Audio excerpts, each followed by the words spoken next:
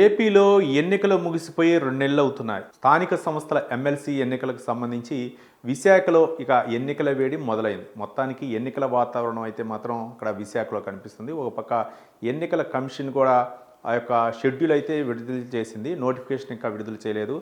August 6 నుంచి ఈ యొక్క నోటిఫికేషన్ అయితే మాత్రం వెలువడుతుంది. ఆగస్టు 6 అని చెప్పేసి ఎన్నికల కమిషన్ అయితే చెప్పడం జరిగింది. ఇప్పుడైతే మాత్రం ఎన్నికల కోడ్ అమల్లో ఉంది. ఇక విశాఖ ఉమ్మడి జిల్లాకు సంబంధించి స్థానిక సంస్థల ఎమ్మెల్సీ ఎన్నికే ఇప్పుడు హాట్ టాపిక్గా మారింది.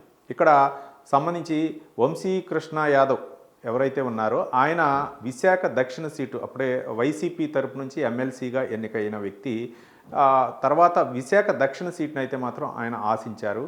ఈ నేపథ్యంలో వైసీపీ ససేమిరా అనటంతో ఆయన పార్టీ మారటం జరిగింది. ఒక వైసీపీ ఎమ్మెల్సీ పదవికి రాజీనామా చేసి ఆయన అయితే మాత్రం జనసేన పార్టీలో రావడం జరిగింది. ఇక జనసేన పార్టీ నుంచి ఆయన ఎమ్మెల్యేగా గెలుపొందడం జరిగింది. ఇక ఆ సీటు గురించి స్థానిక సంస్థల ఎమ్మెల్యే సీటు గురించి అక్కడ ఆ ఎన్నిక అయితే అనివార్యమైంది. ఈ నేపథ్యంలో వైసీపీ అయితే మాత్రం కసరత్తు మొదలుపెట్టింది. ఇక ఓడిపోయిన మాజీ మంత్రులు ఎవరైతే ఉన్నారో వాళ్ళపై ఒక విశ్లేషణ అయితే చేస్తోంది. వాళ్ళలో గుడివాడ అమర్నాథ లేకపోతే ముత్యాల నాయుడ అనే విధంగా కూడా పేరు పరిశీలన ఉంది. మొత్తానికి బొత్స సత్యనారాయణ పేరు అయితే మాత్రం తెరపైకి వచ్చింది. మాజీ మంత్రి, ఆయన ఉమ్మడి ఆంధ్రప్రదేశ్లో కూడా కాంగ్రెస్ పార్టీలో రాజశేఖర రెడ్డి హయాంలో నుంచి కూడా ఆయన మంత్రి, అలాగే పీసీసీ అధ్యక్షుడు కూడా చేశారు. కాబట్టి ఆయన సేవలో ఇక పార్టీ పరంగా ఆయనకి అయితే మాత్రం క్రియాశీలకంగా ఉన్న నేత కాబట్టి ఆయనకి అవకాశం ఇవ్వాలనే ఉద్దేశంతో పార్టీ యోచిస్తున్నట్లు తెలుస్తోంది. ఇక గుడివాడ అమర్నాథ్ అవ్వచ్చు, ముత్యాల నాయుడు అవ్వచ్చు, ఇక ఎవరైనా సరే ఈయన పేరు ఖరారైన తర్వాత మిగిలిన వాళ్ళు మొత్తం స్తబ్దుగా ఉండిపోవాలి. ఈ స్థానిక సంస్థల ఎన్నికలు అయితే జడ్పీటీసీలు, ఎంపీటీసీలు, ఇక అక్కడ ఉన్నటువంటి మున్సిపాలిటీకి సంబంధించినటువంటి విశాఖ అవ్వచ్చు, ఇంకా మిగిలినటువంటి ఏరియాలో ఉన్నటువంటి ఆ మున్సిపాలిటీకి సంబంధించినటువంటి కార్పొరేట్లు అవ్వచ్చు, వీళ్ళందరూ కూడా ఓటు హక్కు వినియోగించాల్సినటువంటి అవసరం ఉంది. ఇదే మెయిన్. అంటే ఇప్పుడు వరకు కూడా వైసీపీకి అయితే మాత్రం అంటే దాదాపు 615 మంది అయితే మాత్రం గెలిచినటువంటి అభ్యర్థులు ఉన్నారు. ఇప్పుడు గతంలో జరిగినటువంటి 2020-21లో జరిగినటువంటి ఎన్నికల్లో మనం కనుక ఒకసారి చూసినట్లయితే అక్కడ దాదాపు 841 మంది అయితే మాత్రం అక్కడ స్థానిక సంస్థల అభ్యర్థులు అయితే ఉన్నారు. వాళ్ళు ఓటు ఎవరికి వేస్తే మెజార్టీ వాళ్ళే విన్ అవుతారు. కానీ వైసీపీకి అయితే మాత్రం 615 మంది అయితే మాత్రం ఉన్నారు. ఇప్పుడు వరకు కూడా 11 మంది అయితే మాత్రం అంటే లేరు, అక్కడ రిజైన్ చేయటం కానీ లేకపోతే వాళ్ళు అక్కడ పదవి కోల్పోవటం కానీ రకరకాలుగా అంటే కొంతమంది మరణించడం కానీ అట్లాంటి జరిగినాయి అయితే మాత్రం 11 ఖాళీగా ఉన్నాయి. మొత్తానికి ఈ 840లో సగం ఎవరికి వస్తే వాళ్ళే విజయం సాధిస్తారు. సగం పైన ఒక సీట్ వచ్చినా సరే మెజార్టీ స్థానాలు ఎవరికి వస్తే వాళ్ళు విజయం సాధిస్తారు. కానీ ఇక్కడ బాగానే ఉంది అంతా చెప్పుకునేటప్పుడు. కానీ ఇప్పుడు జనసేన అవ్వచ్చు లేకపోతే టీడీపీకి అవ్వచ్చు కలిపి 215 మందే ఉన్నారు అక్కడ. కానీ ప్రతిష్టాత్మకంగా తీసుకుంది.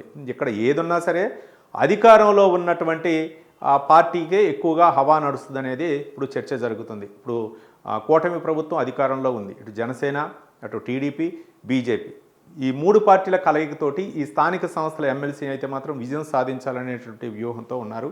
ఇక కూటమి అభ్యర్థి తరపున టీడీపీ నుంచి గండి బాబ్జీకి అయితే మాత్రం ఎక్కువగా అక్కడ అవకాశాలు ఉన్నాయి. ఎమ్మెల్సీగా స్థానిక సంస్థల నుంచి గెలిచేటటువంటి సత్తా ఉందని చెప్పేసి టీడీపీ వ్యూహం పన్నుతుంది. ఇక టీడీపీ అభ్యర్థిని నిలబెడితే ఇటు జనసేన, టీడీపీ, మన బీజేపీకి సంబంధించినటువంటి అభ్యర్థులు కూడా ఓటు వేయవలసి ఉంటుంది.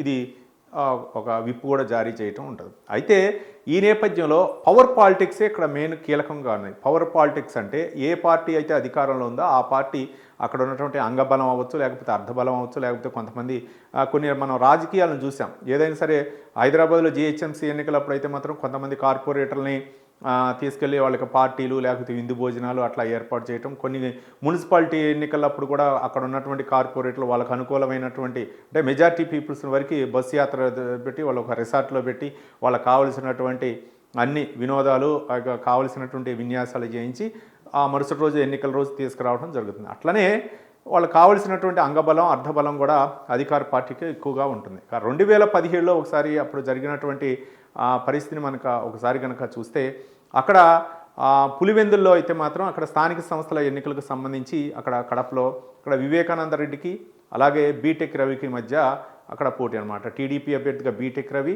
అక్కడ వైసీపీ తరపున అయితే మాత్రం వివేకానంద రెడ్డి ఇద్దరే ఉన్నారు. కానీ అక్కడ సంఖ్యాబలంగా చూసుకుంటే మాత్రం 40 ఓట్లు వైసీపీకే ఎక్కువగా ఉన్నాయి. కానీ అక్కడ పవర్ పాలిటిక్స్ ఉపయోగించి అక్కడ చక్రం తిప్పడంతో బీటెక్ రవి దాదాపు 12 ఓట్లతోటి ఆయన విజయం సాధించడం జరిగింది. ఇక ఇదే అంశం గురించి సొంత పార్టీ వాళ్ళు ఇబ్బంది పెట్టారని చెప్పేసి అప్పటి నుంచి కూడా వివేకానంద రెడ్డికి అయితే మాత్రం కోపం. ఈ విధంగా పవర్ పాలిటిక్స్ చేసేటటువంటి అవకాశాలు ఉంటాయి కాబట్టి ఏ పార్టీ అయినా సరే అంటే వైసీపీకి అయితే ధైర్యంగానే ఉంది. మనకి దాదాపు 615 మంది అభ్యర్థులు ఉన్నారు కాబట్టి క్యాండిడేట్స్ ఉన్నారు కాబట్టి వాళ్ళందరూ కూడా దాదాపు 415 మంది ఎవరు ఓటు వేస్తే వాళ్ళే విజయం అవుతారు కాబట్టి మనం అధైర్యపడాల్సినటువంటి అవసరం ఉందని చెప్పేసి మనం భయపడాల్సినటువంటి అవసరం లేదని చెప్పేసి వైసీపీ అయితే మాత్రం ధీమాగా.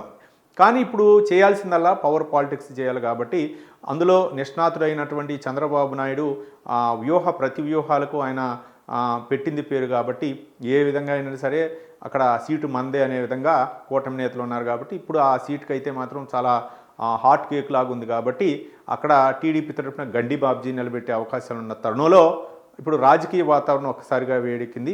మరోపక్క అదే స్థాయిలో వైసీపీ కూడా చక్రం తిప్పుతుంది. తనకున్నటువంటి అభ్యర్థులను ఎవరైతే ఉన్నారో సంఖ్యాబలంగా మనం మెజార్టీతో ఉన్నాం కాబట్టి మనం వాళ్ళని కాపాడుకోవాల్సినటువంటి బాధ్యత ఉందని చెప్పేసి అక్కడ ఉపయోగించాల్సినటువంటి ఏవైతే ఉన్నాయో అస్త్రశస్త్రాలు అక్కడ వైసీపీ నాయకులకైతే మాత్రం దిశానిర్దేశం చేయడం జరిగింది.